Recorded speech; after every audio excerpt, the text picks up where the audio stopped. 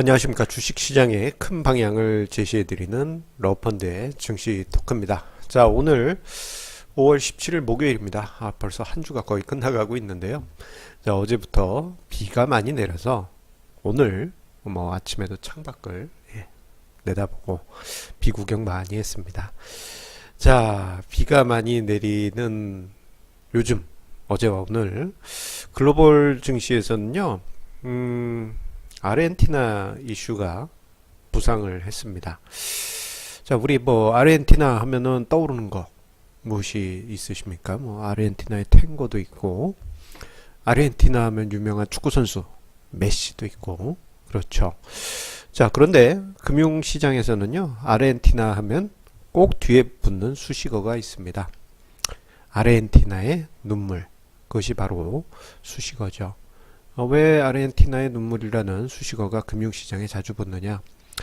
아르헨티나가 워낙에 그 경제 체력이 약하다 보니까 자, 글로벌 시장이 조금이라도 주춤하게 되면 아르헨티나가 심각한 경제 위기에 빠져들기 때문입니다. 자, 이와 동시에요.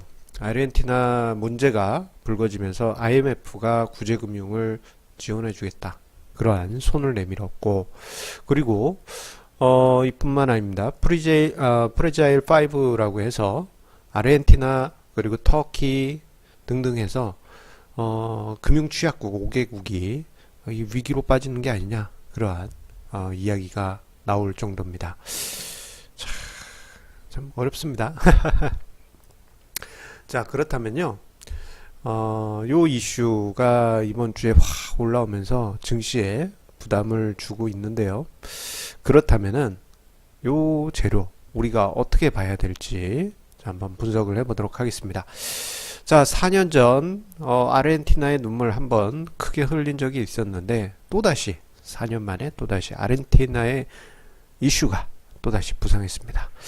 자, 아르헨티나 같은 경우 한 60년대 그때만 해도 그럭저럭 잘 사는 국가였는데 60년대 중반에서 80년대 초반에 군부 독재 시기 때 이때 경제가 완전히 파탄 났고요. 하이퍼 인플레이션이라고 해서 측정 불가능할 정도의 엄청난 물가 상승이 그 시절에 나타났습니다. 그리고 이때 당시 그때 시기상 분위기가 우리나라랑 비슷한 점이 많이 있는데요. 특히나 아르헨티나 같은 경우 그때 당시 지식인과 인권운동가 그리고 민주운동가 3만 명이 실종됐어요. 그러다 보니까 아르헨티나의 눈물은 원래 여기서 시작이 된 겁니다. 좀 안타깝죠, 많이. 우리나라에도 좀 비슷한 큰 상처가 있는데 참.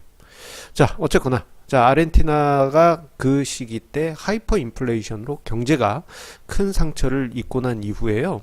이게 회복하지 못하고 좀 나아지려다 싶으면은 한 번씩 발작을 일으켜가지고 금융위기가 발생하고 또 이제 나아지려고 하면은 또 한 번씩 발작하고 한 4, 5년에 한 번씩은 꼭 그런 일이 벌어지는 것 같습니다. 2014년 초에도 아르헨티나 위기가 그때 터졌는데요. 자, 그때 당시는 아르헨티나의 페르난데스 대통령이 위기를 숨기려 했습니다. IMF의 리가르드 총재가 너희 문제 있다. 지금 물가 상승률 제대로 공제하고 해라. 근데 이제 아르헨티나 페르난데스 그때 당시 대통령은 아니다. 너희들이 거짓말하는 것이다. 그때 심각하게 숨겼다가 일시에 빵 터지게 됐습니다. 자, 그런데요, 그 시기 때 보면요, 아이러니하게도 미국이 테이퍼링을 본격적으로 시작한 시기였습니다. 2013년 6월에 그때 당시 벤 버냉키 의장이죠. 지금은 이제 자넷 옐런 넘어가가지고 이제 또 다른 이제 의장으로 바뀌었는데 전전 의장이죠. 자, 벤 버냉키 의장이 2013년 6월에 양적완화 중단할 단계적으로 끝낼 거야 라는 말을 하자 2013년 6월에 한번 글로벌 증시가 발작을 일으키고 한 6개월 가까이 조용히 있다가 그 다음부터 이제 본격적으로 테이퍼링을 시작을 했습니다. 그런데 그 시기 때 이제 아르헨티나가 이제 문제가 뻥 터지기 시작했고, 그때 당시 뭐 아르헨티나, 터키, 남아공, 러시아 등 신흥국의 증시가 폭락하면서 그때 당시 한국 증시도 부담을 주었습니다. 자, 아르헨티나 참 태양의 제국을 표현하는 이렇게 해 모양이 들어가는 국기, 참 뜻깊은 의미가 있긴 한데 지금 시대에서는 경제가 수시로 파탄을 겪고 있습니다. 자, 그런데요, 이런 위기들 뭐 4년 전에도 아르헨티나 위기 있었지만 그 전에도 있었습니다. 우리 생각해 보면요, 지금은 이제 가물가물하실 거예요. 픽스 위기 혹시 기억나시나요? 포르투갈, 이탈리아, 그리스, 스페인, 픽스 위기 4개국, 남유럽 4개국 위기 우리 기억을 하실 수 있을 겁니다. 근데 가물가물하죠. 워낙 예전, 이제 10년 전 일이기 때문이에요. 자, 2011년 8월에 그 유럽 위기, 픽스국 위기가 정점에 이르러서 그때 이제 한 달 만에 우리나라 증시뿐만 아니라 글로벌 증시가 순식간에 20% 이상 급락하기도 했습니다. 자, 그런데 그때 당시 보게 되면요, 그때 당시 또 비슷한 어떤 긴축 정책이 미국에서 있었습니다. 2차 양적 완화가 2011년 6월에 중단이 됐습니다. 그러면서 이제 세계가 이제 긴축 정책 속에서 위기를 맞게 되는 게 아니냐, 유럽 위기가 뭐 전 세계 위기로 퍼지는 거 아니냐, 그런 분위기가 있었습니다. 그러면서 우리나라 증시도 발목을 잡았죠. 자, 그런데요, 그 시기가 과연 그 위기였는가, 그 위기였던 국가들에도 위기를 주고 글로벌 증시에도 위기를 주었는가 생각해 보면요, 그때 이후로 글로벌 증시 오히려 쭉 상승했죠. 특히나 아르헨티나 같은 경우에는요, 얄궂게도 자, 2014년 초에 대략 한 5,000포인트에 있던 아르헨티나 지수가 그 이후부터 해서 쭉 상승해서 최근에는 3만 포인트까지 6배 가까이 올랐습니다. 자, 여기 뭐 아르헨티나 페소화가 크게 가치가 하락했기 때문에 환율이 감안된 자, MSCI 아르헨티나 지수를 감안해 보더라도요, 4년 동안 2배 상승을 했습니다. 이게 위기 당사국을 생각하면요, 참 우리나라 증시가 상대적으로 좀 억울한 면이 많이 있습니다. 오히려 위기 하는 국가들이 생각보다는 강하게 증시는 잘 버텨졌다는 것을 확인할 수 있는 대목이고, 그리고 그 이후에 위기가 과연 그때 당시 염려했던 글로벌 위기로 갔느냐, 그건 또 아니었다, 그렇게 정리를 할 수 있겠습니다.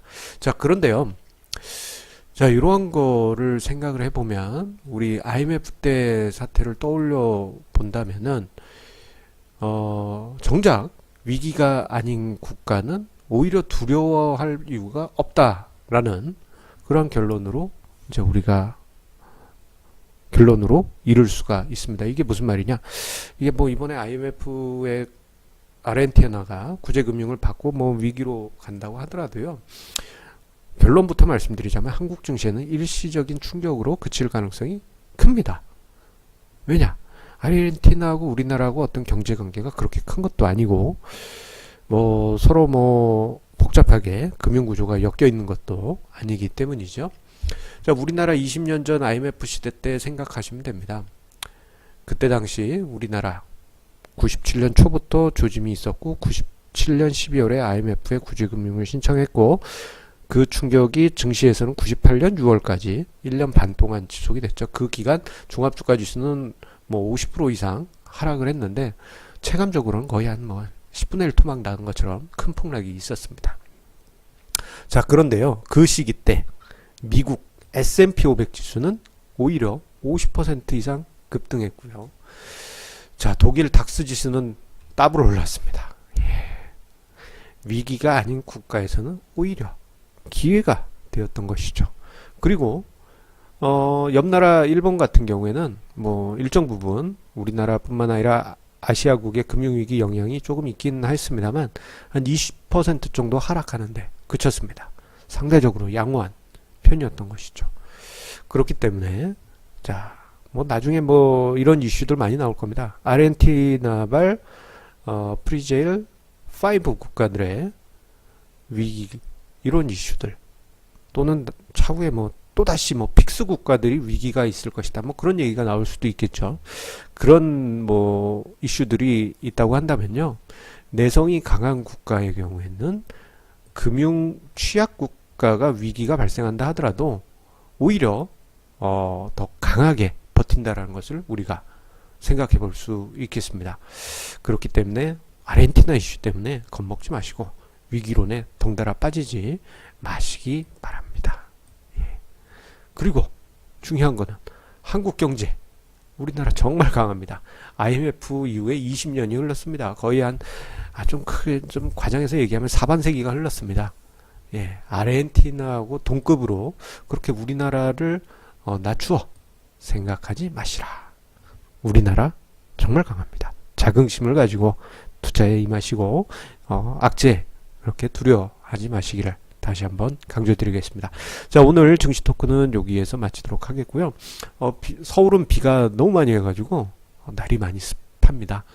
어떤 이제 시청자님께 얘기를 들어보니까 호남 쪽은 해가 떴다고 하더라고요. 예, 지역마다 좀 많이 틀린 것 같습니다. 자, 서울, 경기, 중부권에 사신 분들은 비 피해 없으시도록 그렇게 오늘 내일 보내시고요. 그리고 내일도 저의 증시 토크 영상과 함께 성공 투자 함께 만들어 가시기 바랍니다. 마지막으로 좋아요, 구독하기 꼭 눌러주시면 저에게 큰 힘이 됩니다. 감사합니다.